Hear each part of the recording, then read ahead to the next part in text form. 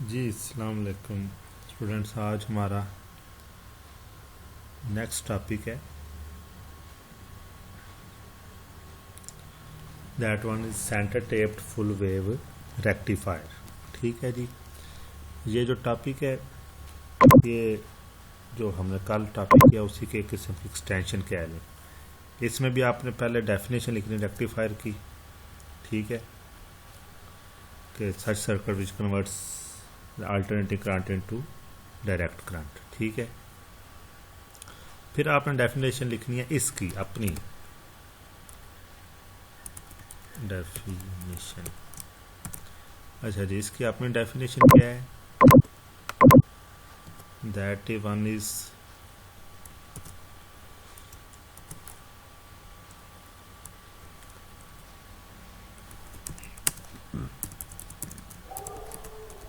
सच circuit,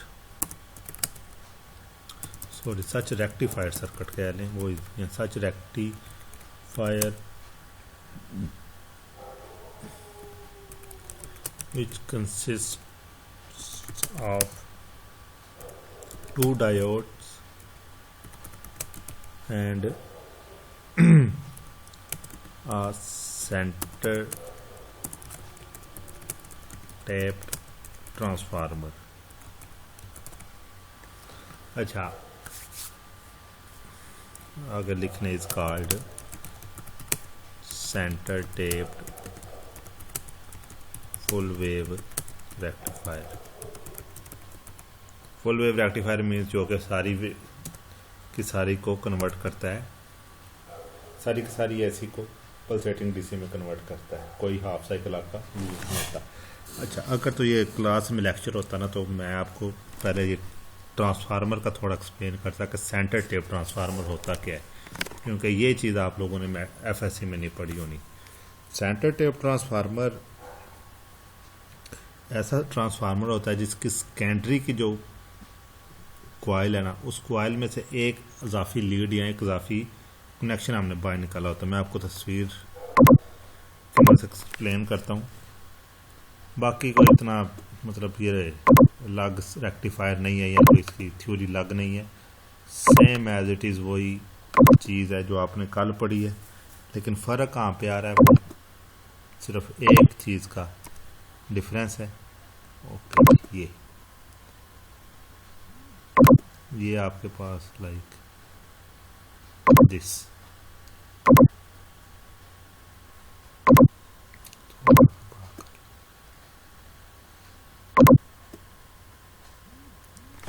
अच्छा, इसको centre tap transformer को पहले समझे।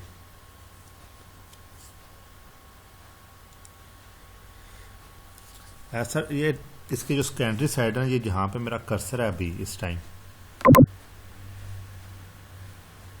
इस कर्सर वाली साइड पे जो कॉइल है ना, इसको हम कहते हैं सेकेंडरी कॉइल। अब इसमें देखें, इसके अंदर से एक तार निकली है जहाँ पे हमने आर एल कनेक्ट किया हुआ है, ये कॉइल के अंदर से निकली है। इस वजह से इसको सेंटर टेप कहा जाता है कि इसके दरमियान में से सेंटर में से एक तार बाहर निकलती है, इस वजह से इसे सेंटर टेप कहा जाता है। और centre tap full wave rectifier means ऐसा रेक्टिफायर सर्किट जिसके अंदर सेंटर टेप ट्रांसफार्मर यूज हो, बस ये फ़र्क है। बाकी सारा जो कहानी है ना, वो सारी वही है जो आपने कल पढ़ी है। मेन डिफरेंस ये है कि एक आपके पास जो ट्रांसफार्मर है उसमें चेंजिंग है,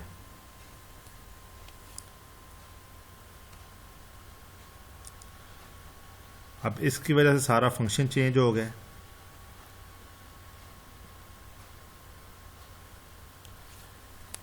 नॉर्मल रेक्टिफायर सर्किट में आपके पास 4 डायोड होते थे, अब इसमें 2 डायोड है। ये जो सर्किट बनाया ये आपने एज इट इज़ ड्रा करना है। फिर आपने वही सारी डेफिनेशन लिखनी है कि ड्यूरिंग पॉजिटिव ऑफ साइकिल क्या होना है, ड्यूरिंग नेगेटिव ऑफ साइकिल क्या होना है, वो सारे का सारा आपने सेम वैसे का वैसे एक्सप्लेन करना है। लेट मी चेक कि मैंने कोई और तस्वीर तो नहीं इसकी सेव की, क्योंकि मुझे लगता है हाँ ये मैंने सेव की हुई है, उसको मैं बाद में इंसर्ट करता हूँ। ये तो हो गया आपके पास फुल वेव रेक्टिफायर। ठीक है जी।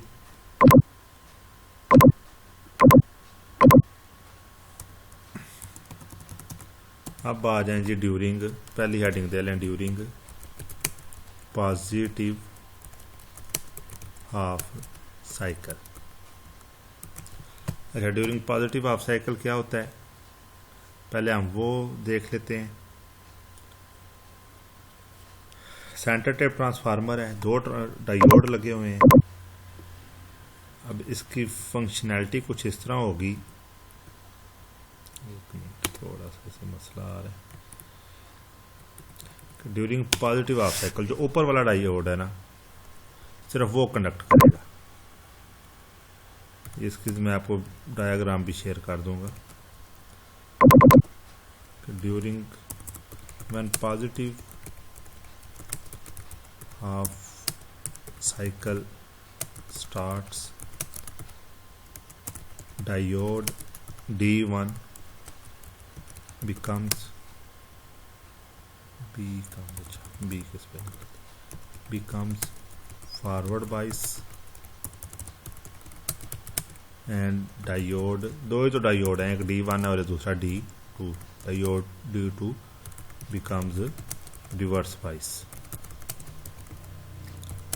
So current flows from D1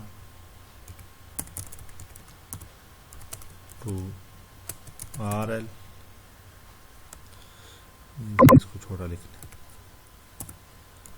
means D1 से RL की तरफ जाएगी and from, so current flows from D1 to RL and completes the loop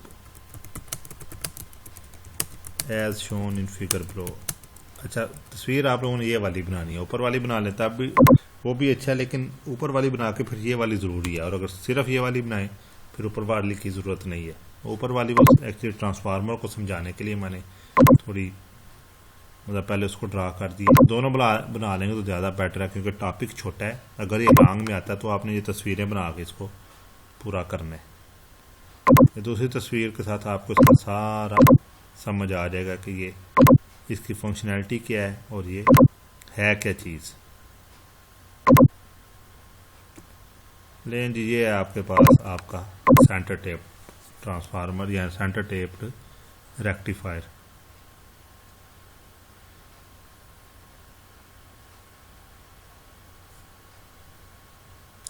अब इसके डायग्राम को आप देखें तो हो क्या रहा है। पहले ऊपर उन्होंने पॉजिटिव हाफ साइकिल लिखा हुआ है, इवन हाफ साइकिल, ठीक है, मीन्स पहला तीसरा दूसरा चौथा और इस तरह करके वो इवन 1/2 करेंगे तो वो पहला तीसरा ही बनेगा। अब उन्होंने साथ लिखा हुआ है current flows when D1 conducts. पहले आपने आपके पास ने D1 ने कंडक्ट करना है। दूसरा हाफ जब आएगा ड्यूरिंग नेगेटिव हाफ साइकिल, आपके पास नेगेटिव हाफ साइकिल आएगा तो D2 कंडक्ट करेगा। उसकी डायरेक्शन भी इन्होंने नीचे दिखाई हुई है। अब दोनों तरफ आपने दोनों केसेस में आपने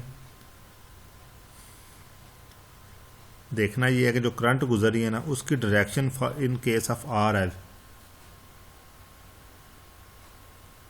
1 मिनट,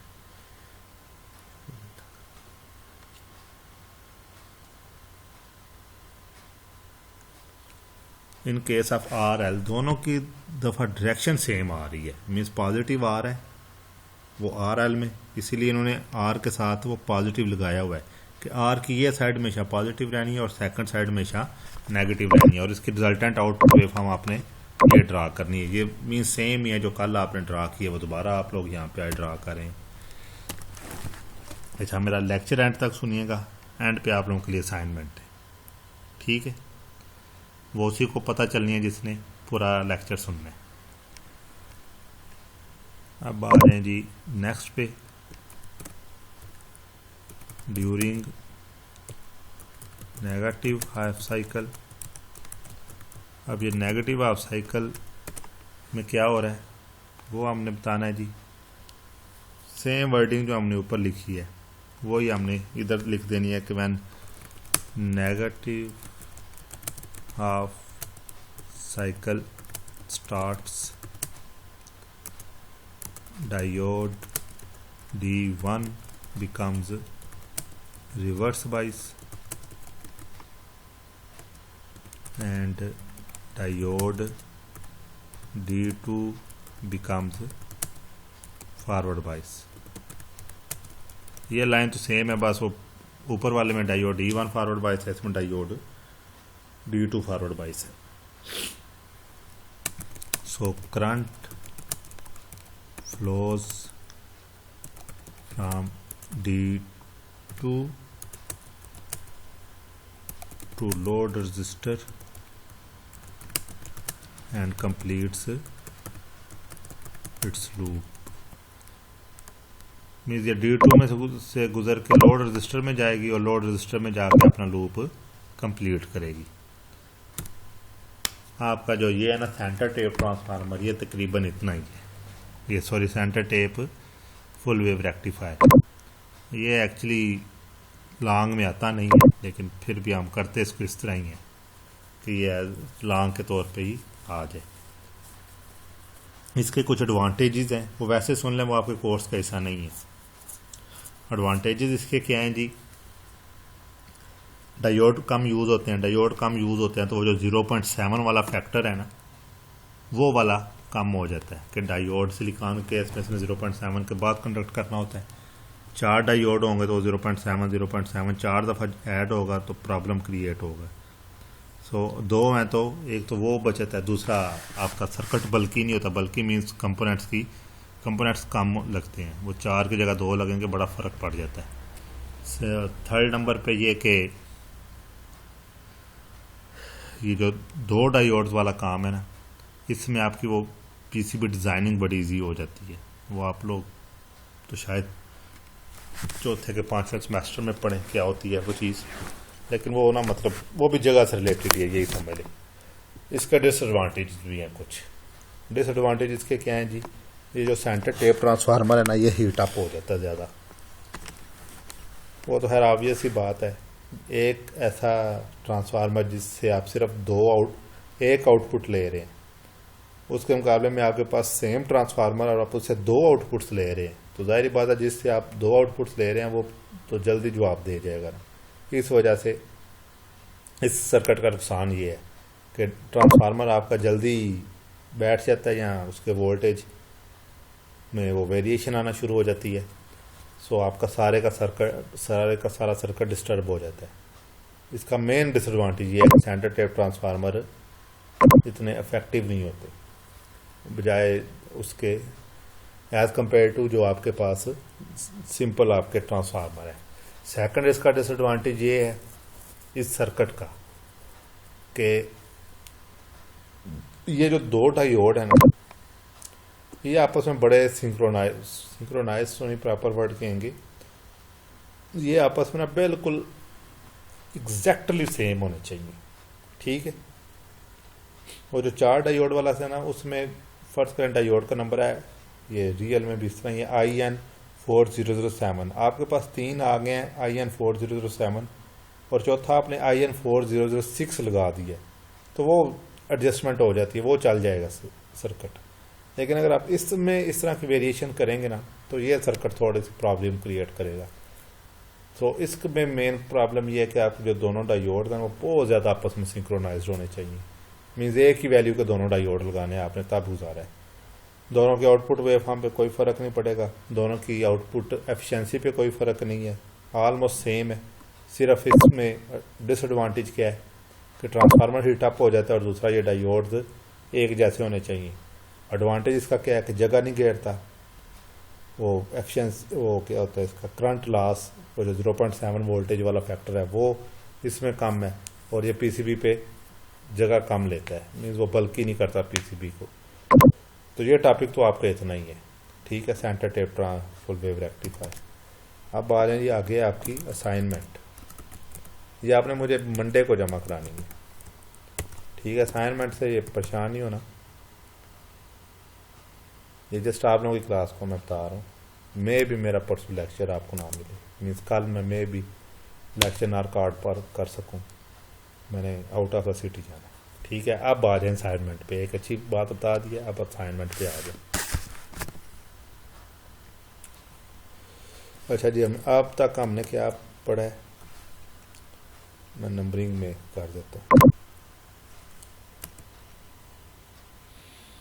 इसकी नंबरिंग पहले नंबर पे चलें, सारे टॉपिक्स नहीं, मैं कहता हूँ असाइनमेंट आप लोगों को लंबी लगेगी, मैं सिंपल कर देता हूँ। PN junction,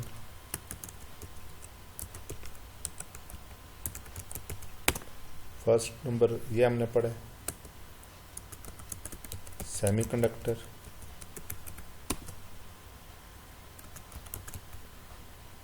and diode as a rectifier.